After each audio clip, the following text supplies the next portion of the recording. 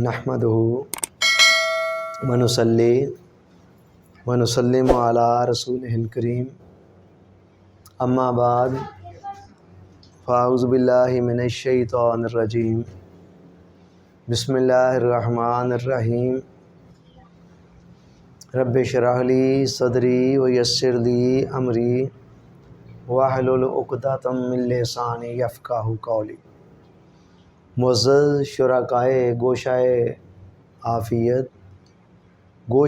आफ़ियत की इस ख़ुसूसी नशिस्त के अंदर आपको खुशामदीद कहता हूँ। ये मेरे हाथ में एक पेपर है जिसका उन्वान है उसूल समानिया। उसूल समानिया का मतलब है 8 उसूल। इसमें वो 8 चीज़ें दर्ज की गई हैं जो अल्लाह रब्बुल इज़्ज़त की फ़ेवरेट चीज़ें हैं और उसे अपने बंदों से मतलूब हैं। जिन बंदों के अंदर ये 8 चीज़ें आ जाती हैं वो अल्लाह को प्यारे लगने लगते हैं। तो इन 8 चीज़ों में से 2 का तल्लक इंसान के दिल के साथ है, 2 का तल्लक इंसान की ज़ुबान के साथ है, 2 का तल्लक इंसान के जिस्म के साथ है और 2 का तल्लक मखलूक के साथ है। मखलूक के साथ मेल मिलाप बर्ताव।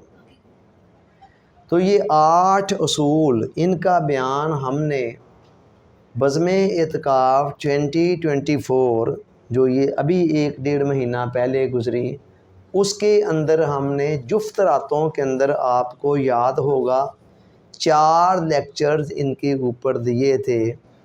हर लेक्चर के अंदर 2 उसूलों को बयान किया गया था। उनमें से तीसरा लेक्चर जिसमें वो 2 उसूल बयान हुए थे जिनका तल्लक इंसान के जिस्म के साथ है, यानी अल्लाह ताला इंसान के जिस्म के हवाले से कौन सी 2 चीज़ें हैं जो अपने बंदों के अंदर देखनी चाहता है। वो तीसरे लेक्चर की रिकॉर्डिंग के अंदर कोई इशू आ गया। ये सारे के सारे लेक्चर आपको याद होगा कि लाइव भी चले थे फेसबुक के ऊपर भी, और साथ ही साथ इनकी रिकॉर्डिंग भी हुई थी यूट्यूब चैनल के लिए। तो तीसरा लेक्चर जो था उसकी रिकॉर्डिंग के अंदर वॉइस का कोई इशू आ गया टेक्निकल किसी बना पर, वो उसकी वॉइस रिकॉर्डिंग में ना आ सकी। चुनाचे आज हम उसको रिपीट कर रहे हैं ताकि यूट्यूब चैनल के ऊपर हमारा ये सेट मुकम्मल का पूरा दस्तयाब हो और इंशाल्लाह बहुत जल्द ये चारों यूट्यूब के ऊपर दस्तयाब होंगे।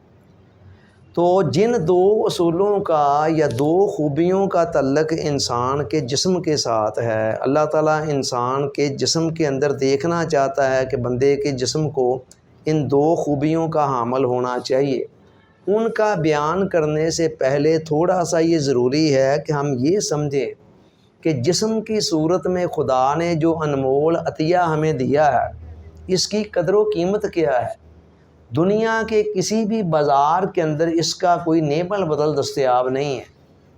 आप गौर करें, सर से लेकर पाँव तक कभी अपने जिस्म का जायज़ा लें, कैसे कैसे अज़ा हैं जो अल्लाह रब्बुल इज़्ज़त ने बंदे को दिए बग़ैर किसी मुआवजे के,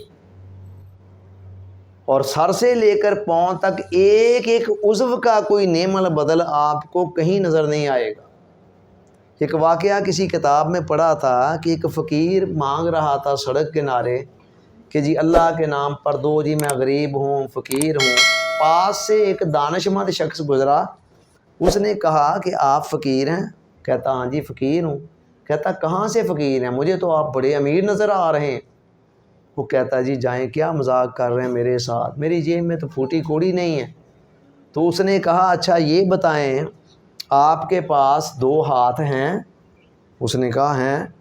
तो उसने कहा अच्छा एक हाथ अगर मैं कहूँ कि आप उतार कर मुझे दे दें और 1 लाख रुपया मुझसे ले लें तो क्या आपको ये सौदा मंजूर है? उसने कहा नहीं जी ये सौदा तो मंजूर नहीं है, ये तो नहीं मैं कर सकता। तो उसने कहा अच्छा आपके 2 हाथ जो हैं भाई फिर कम अज़ कम ये 2 लाख के तो हैं ना। अच्छा आपके पास 2 पाँव भी हैं, तो मैं कहूँ जी 1 पाँव मुझे दे दें, काट कर उतार कर अलग करके, और मुझसे 2 लाख ले लें, تو کیا آپ کو منظور ہے؟ اس نے کہا نہیں جی یہ بھی منظور نہیں ہے، میں کیسے اپنا پاؤں دوں، اس کے بعد میں کیسے چلوں گا؟ تو اس نے کہا ٹھیک ہے آپ دیکھیں، 1 پاؤں 2 لاکھ میں آپ نہیں دے رہے ہیں اور 2 پاؤں آپ کے پاس موجود ہیں۔ اس نے کہا ذرا اسی پر قیاس کرتے ہوئے اپنے پورے جسم کو دیکھیں تو آپ لاکھ پتی تو کیا کروڑ پتی بن جائیں گے۔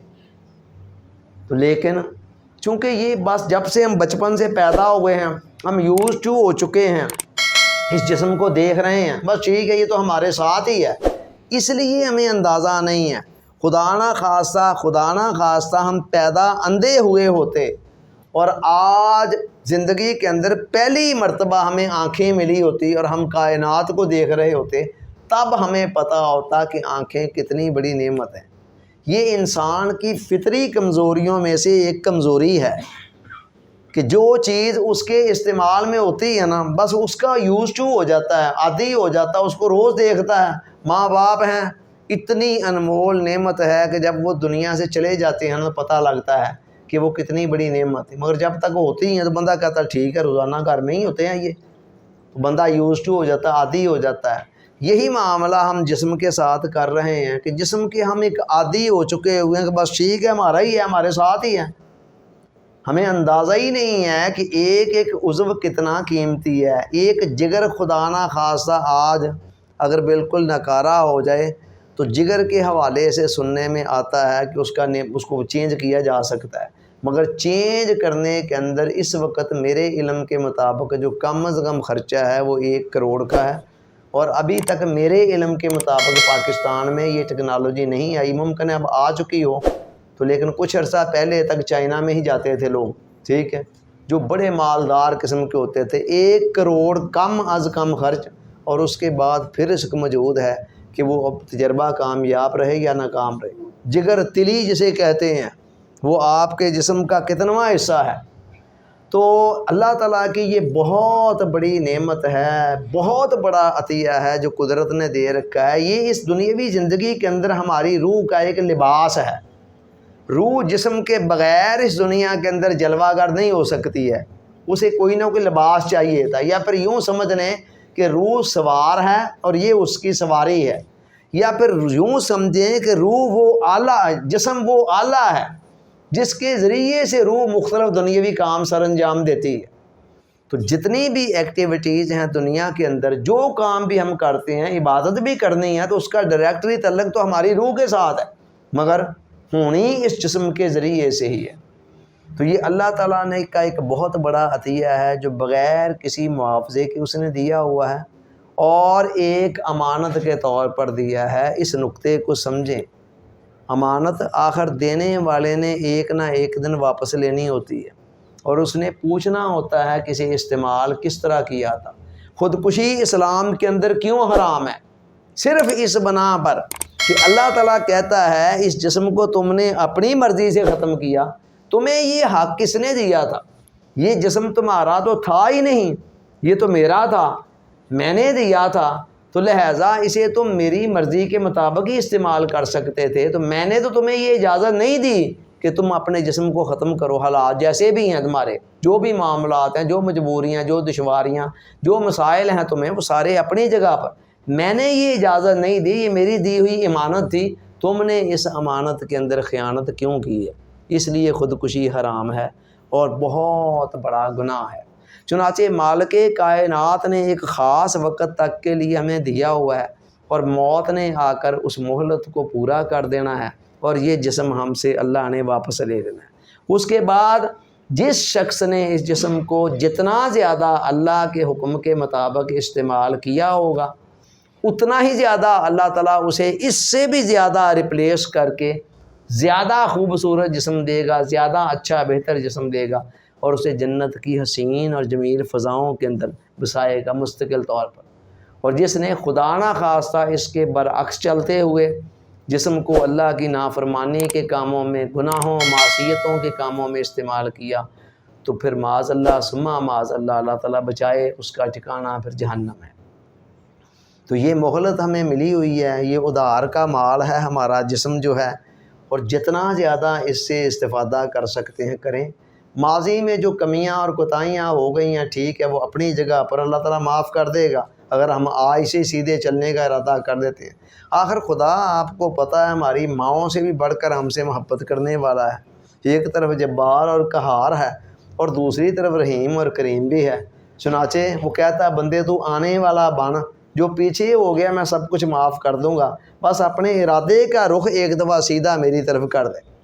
اچھا جی، تو جسم کے حوالے سے وہ دو چیزیں صفتیں کون سی ہیں جو خدا اپنے بندوں میں دیکھنی چاہتا ہے؟ پہلا اصول یہاں یہ بیان کیا گیا ہے کہ جسمانی اعضاء کو اللہ کی بندگی میں سنت کے مطابق استعمال کرنا۔ سر سے لے کر پاؤں تک جسم کے جو اعضاء ہیں ان کو اللہ کی بندگی میں، یعنی اللہ کی احکام کے دائرے میں سنت کے مطابق استعمال کرنا۔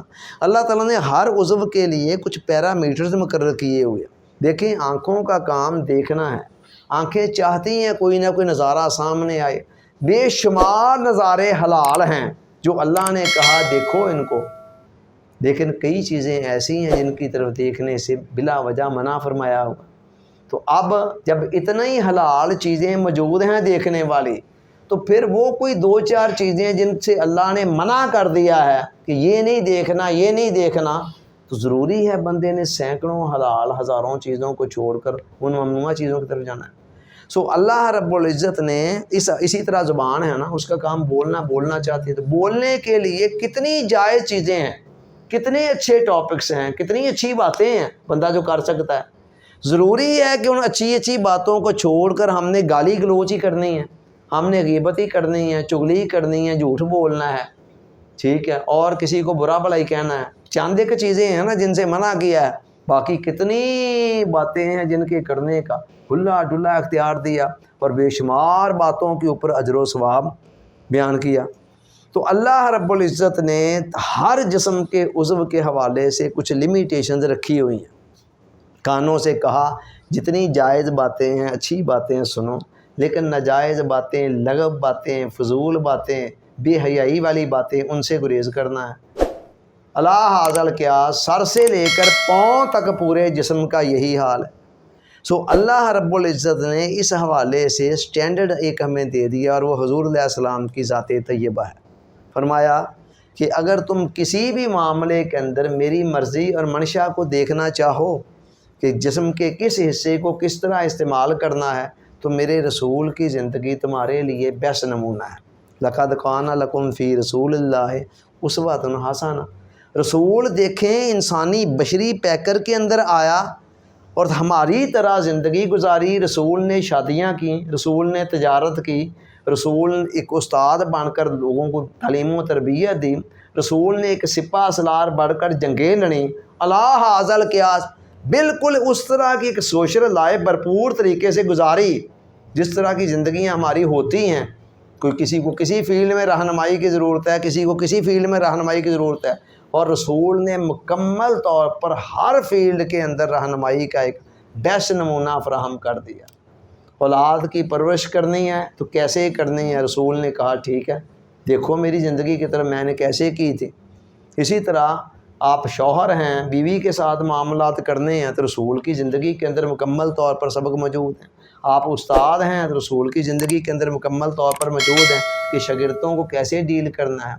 آپ ایک حکمران ہیں کسی ملک کے تو رسول کی زندگی آپ کو مکمل اسوہ نمونہ فراہم کرتی ہے۔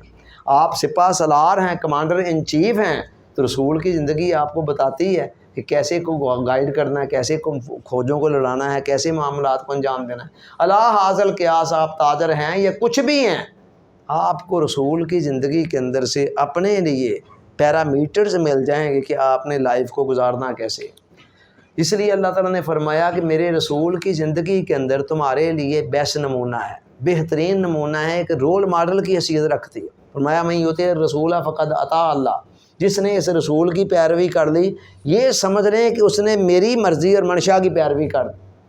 اور دوسری جگہ تو یہاں تک فرما دیا کہ قل ان کنتم تحبون اللہ فاتبعونی یحببکم اللہ، میرے حبیب ان کو بتاؤ کہ اگر تم چاہتے ہو کہ ہم اللہ سے محبت کریں یا اللہ سے محبت کرنے والے لوگوں کی فہرست میں ہمارا نام آ جائے تو پھر کیا کرو، فاتبعونی، میری اتباع کرو، میرے پیچھے چلو، مجھے فالو کرو۔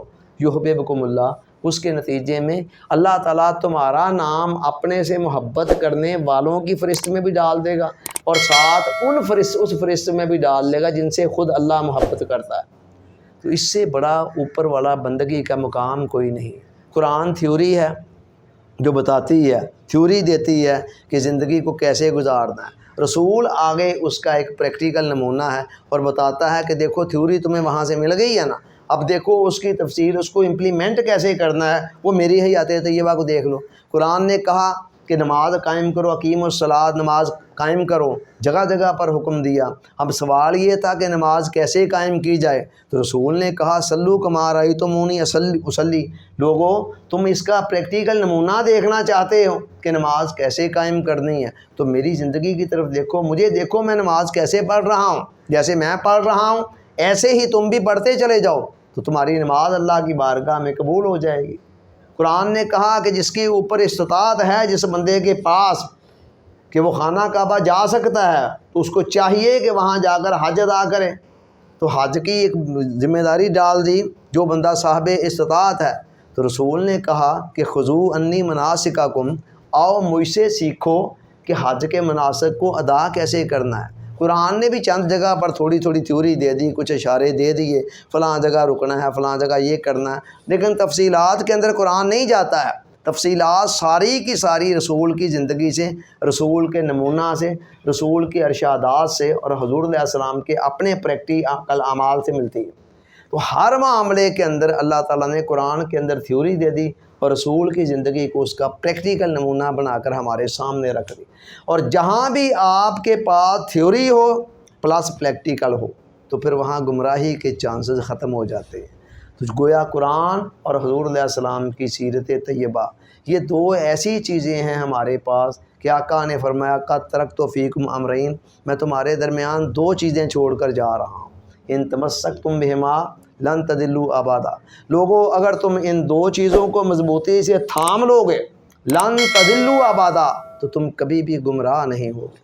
وہیا کتاب اللہ ہے وسنت نبی، یہ ہے اللہ کی کتاب اور نبی کی سنت۔ چنانچہ صبح سے لے کر شام تک جو بھی چھوٹے بڑے کام ہم نے کرنے ہوتے ہیں، ہر معاملے کے اندر رسول کی سنت ہمیں ایک نمونہ دے رہی ہے۔ کھانا کھانا ہے تو ایسے کھاؤ، پانی پینا ہے تو یوں پیو، یہ پڑھنا ہے آغاز میں، یہ اینڈ پر پڑھنا ہے، اس انداز میں پینا ہے، اس انداز میں کھانا ہے، دودھ پینا ہے ایسے پیو، سونا ہے تو ایسے سو، اٹھتے کے وقت یہ کرو، گھر سے نکلتے وقت یہ کرو، گھر میں انٹر ہوتے وقت یہ پڑھو، وغیرہ وغیرہ۔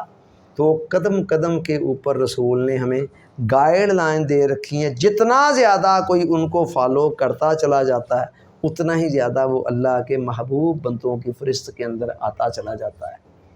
تو یہ پہلا اصول جسم کے حوالے سے ہے کہ جسم کو اللہ کی بندگی کے اندر اور رسول کے بتائے ہوئے طریقے کے مطابق استعمال میں لایا جائے۔ اب جتنا کوئی گڑ ڈال لے گا اتنا ہی میٹھا ہو جائے گا، جتنا زیادہ کوئی فالو کر لے گا اتنا ہی زیادہ وہ آگے سے آگے بڑھتا چلا جائے گا۔ اللہ کی بارگاہ ہمیں درجات کی کمی کوئی نہیں ہے، اور جتنا کوئی اس کے اینٹی چلے گا، اپنی مرضی کرے گا، اتنا ہی وہ اللہ سے پھر دور ہوتا چلا جائے گا اور اللہ کے غضب کا مستحق بنتا چلا جائے گا۔ معاذ اللہ، اللہ تعالیٰ بچائے۔ دوسرا اصول کیا دیا؟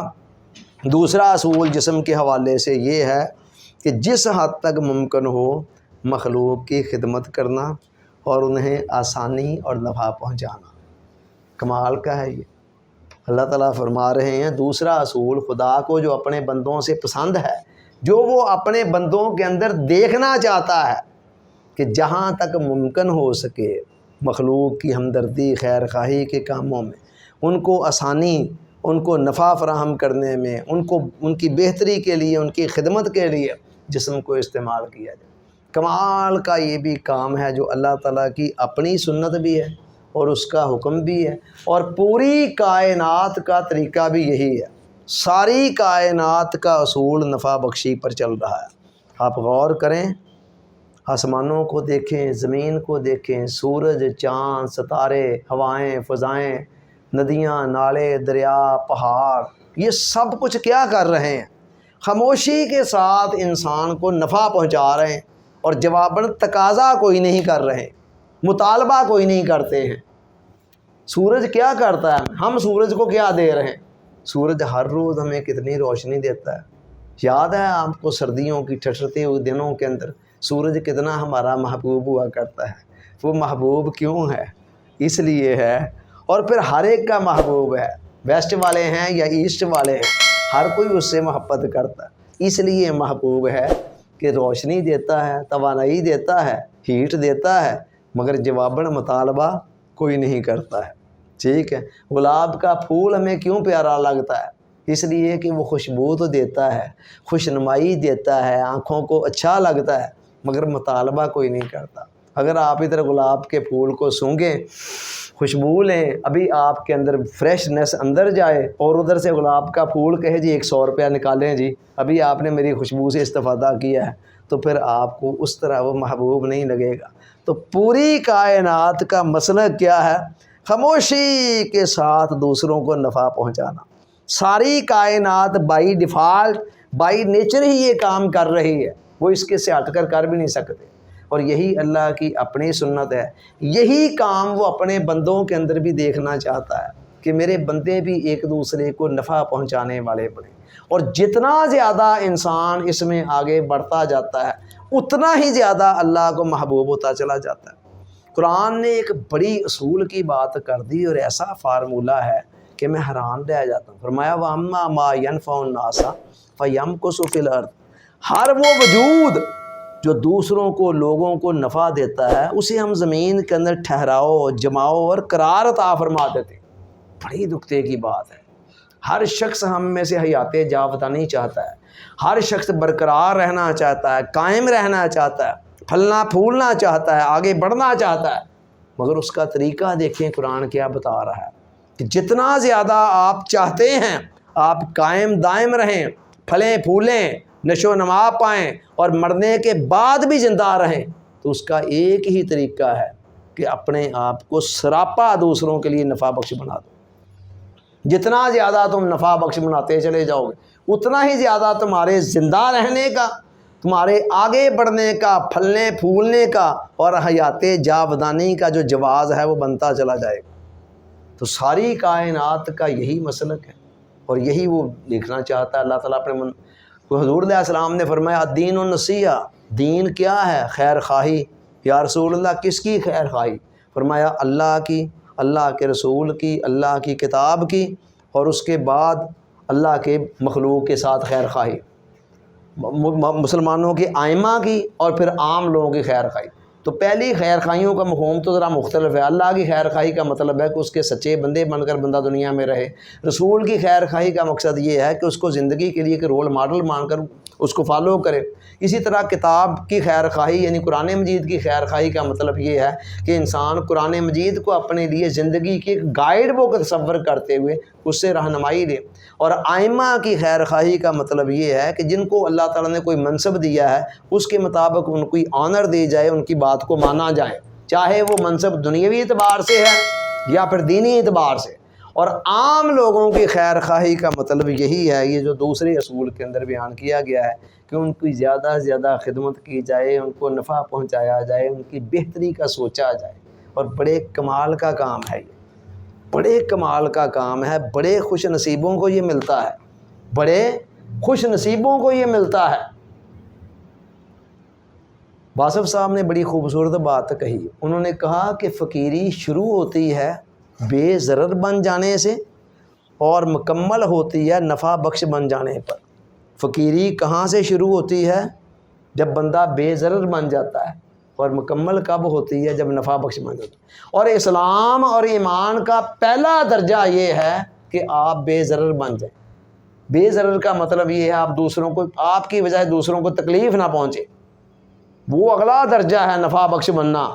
پہلا درجہ یہ ہے کہ بندہ اتنا حوصلہ کر لے کہ وہ یہ طے کر لے کہ میری وجہ سے بلا وجہ کسی کو کوئی تکلیف نہیں پہنچے گی. اور یہ اس کی طرف اشارہ کرتے حضور علیہ السلام نے فرمایا المسلم من سالم المسلمون من لسانہ و یدہ. فرمایا مسلمان وہ ہے جس کے زبان اور جس کے ہاتھ سے دوسرے مسلمان محفوظ رہیں. اس سے نیچے اسلام اور ایمان کا درجہ ہی کوئی نہیں. یہاں سے شروع ہوتی ہے. ٹھیک ہے. المسلم من سلم المسلمون من لسانہ، جن کے ہاتھ اور زبان، یہ ہاتھ اور زبان کو اس لیے استعمال کیا ہے کہ ہاتھ اور زبان سے ہی زیادہ تر تکلیف پہنچائی جاتی ہے، یا تو باتوں کے ذریعے سے یا پھر ہاتھوں کے ذریعے۔ اس کا مطلب یہ نہیں ہے کہ آپ کسی کو ٹکر مار دیں اور کہیں جی میں نے ہاتھ اور زبان سے تو کچھ نہیں نہ کیا، مطلب یہ ہے اوور آل آپ کے پورے وجود سے دوسروں کو کوئی تکلیف، کوئی ضرر نہ پہنچے۔ تو یہاں سے فرمایا یہ ہے مسلمان وہ ہے، یعنی جو بندہ تکلیف پہنچا رہا ہے وہ پھر اسلام اور ایمان کے کسی کھاتے میں نہیں، اور اس کے بعد چلتے چلتے پھر بندہ یہاں پر رک نہ جائے کہ بس ٹھیک ہے جی میں کسی نے نقصان نہیں پہنچانا تو میں فائدہ پہنچاؤں دی کی ضرورت ہے، نہ یہ نہ ہو، آگے بڑھے اور چلتے چلتے دوسروں کے لیے نفع بخش بننے کا حوصلہ پیدا کرے۔ اور اس کے متعلق پھر فرمایا خیر الناس من ینفع الناس، فرمایا لوگوں میں سے بہترین بندہ وہ ہے جو دوسروں کے لیے زیادہ سے زیادہ نفع بخش بنتا ہے۔ اسی طرح ایک اور حدیث میں فرمایا الخلق عیال اللہ فاحب الخلق الی اللہ من احسن الی عیالہ، کہ لوگوں میں سے ساری مخلوق اللہ کا کنبہ ہے، اللہ کی فیملی ہے، اور اللہ کو اپنی اس فیملی میں سے وہ بندہ بہت زیادہ محبوب ہے جو ان کی بہتری کے لیے زیادہ سے زیادہ اسٹرگل کرتا، جد و جہد کرتا۔ اتنا یہ عالی شان کام ہے کہ حضور علیہ السلام نے فرمایا اپنے کسی مسلمان بھائی کی حاجت روائی کے لیے اس کے ساتھ چل کر جانا مجھے مسجد نبوی کے اندر اعتکاف بیٹھنے سے زیادہ محبوب ہے۔ وہ مسجد نبوی جہاں عمرہ آج کل کو 3-4 لاکھ کا بن چکا ہوا ہے، اور جہاں لوگ رمضان المبارک کے اندر اعتکاف بیٹھنے کے لیے جاتے ہیں جی مسجد نبوی میں اعتکاف بیٹھنا جی، اور مسجد نبوی کے بانی سے تو پوچھیں اس کے عقائد کیا ہیں، اس کے خیالات کیا ہیں، اس کا قانون کیا ہے جو وہ دے رہا ہے کہ مسجد نبوی کے اندر اعتکاف بیٹھنے سے اپنے کسی مسلمان بھائی کے ساتھ اس کی کسی حاجت کے سلسلے میں چل کر چلے جانا یہ مجھے اعتکاف بیٹھنے سے زیادہ عزیز ہے، ٹھیک ہے۔ اور دوسری جگہ فرمایا من نفس عن مومن قربۃ من قربات الدنیا، جس شخص نے کسی مسلمان کی، کسی مومن کی دنیاوی مصیبتوں میں سے کسی مصیبت کو دور کر دیا، اس کی کوئی ہیلپ کر دی، کوئی نفع پہنچا کر اس کی مدد کرتے ہوئے اس کی کسی مشکل کو دور کر دیا، فرمایا نفس اللہ عنہ قربۃ من قربات یوم القیامہ، اللہ کل قیامت والے دن کی بڑی مصیبتوں میں سے اس کو بچا لے گا۔ تو بڑے کمال کا یہ کام ہے یہ دوسرا جو ہے۔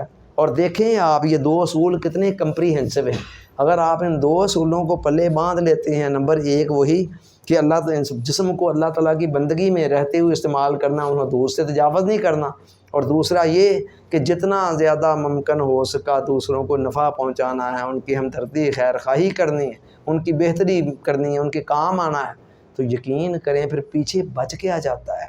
اس کے بعد اللہ تعالیٰ کو آپ کے اس جسم پر کتنا پیار آئے گا، جو جسم اللہ کی بندگی میں بھی لگا ہوا ہو اور ساتھ اللہ کے بندوں کی خدمت کے اندر مشغول ہو، اور جہاں ممکن ہو سکے۔ ہمارے ہاں بڑی تنگ نظریاں سی پائی جاتی ہیں، کوئی استری مانگنے آ گیا تو دل تنگ ہوتا ہے کہ یار استری ان کو دی جائے، یہ صرف ہماری کم علمی جہالت کی وجہ ہے۔ کوئی اور بائک مانگنے آ گیا تو ہم کہتے ہیں کہ یہ کیوں آ گیا ہے، کیوں مصیبت ہے بیٹھے بٹھائے۔ کبھی اس طرح کے معاملات کے اندر تنگ دل نہ ہوا کریں، حتی الوسع ایسے موقعوں کو غنیمت سمجھتے ہوئے۔ اسی طرح کوئی کام لے کر آ جائے تو ہمیں یہ ہوتا ہے کہ یہ کیا مصیبت آ گئی بیٹھے بٹھائے، اس کو اگر آپ اس اینگل سے دیکھیں گے پھر وہ مصیبت نظر آئے گی، اگر آپ اس اینگل سے دیکھیں گے کہ یہ تو ایک بہت بڑا موقع میرے پاس آ گیا ہے نیکی کمانے کا، اس کو میں خوش کروں گا، اس کے کام آؤں گا تو اپنا میرا خدا مجھ سے راضی ہو جائے گا، جتنا عرصہ میں اس کی حاجت میں لگا رہوں گا اللہ تعالیٰ میری حاجت میں لگا رہے گا، جیسے کہ حضور علیہ السلام نے فرمایا ایک اور حدیث میں۔ تو پھر بندہ خوشی خوشی دوسروں کے کام آگے کام ہوتا ہے یا نہیں ہوتا یہ اس کے آپ ذمہ دار نہیں ہیں۔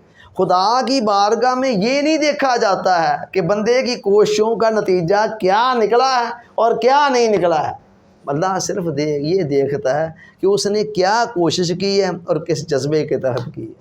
جو کہ دانے کے برابر آپ کی کوئی کوشش اگر اخلاص کے ساتھ ہے تو عین ممکن ہے وہ پہاڑوں جیسا اجر حاصل کر لے، اور اگر آپ نے پہاڑوں جیسا عمل بھی کسی بدنیتی کے ساتھ کیا ہے، کسی اور بندے کو خوش کرنے کے لیے ریاکاری کے طور پر، دکھلاوے کے طور پر کسی بری نیت کے ساتھ کیا ہے، تو پھر وہ پہاڑوں جیسا عمل بھی آپ کا بیکار ہے۔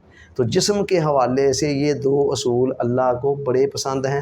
جتنا زیادہ ہم ان دو چیزوں کو اپنے اندر پیدا کریں گے نا، اتنا ہی اللہ تعالیٰ کو ہم پر پیار آئے گا، اور اس کی رحمت جو ہے نا وہ جاگتے ہوئے بھی ہماری بلائیں لیا کریں گی اور سوتے ہوئے بھی ہماری بلائیں لیا کریں گی۔ جیسے چھوٹا بچہ اللہ کو بڑا پیارا لگتا ہے، اور ماں جاگتے بھی اس کا منہ ماتھا چومتی ہے اور سوتے ہوئے کو بھی اس کو چومتی ہے۔ اللہ تعالیٰ سوچنے سمجھنے یاد رکھنے عمل کی توفیق عطا فرمائے۔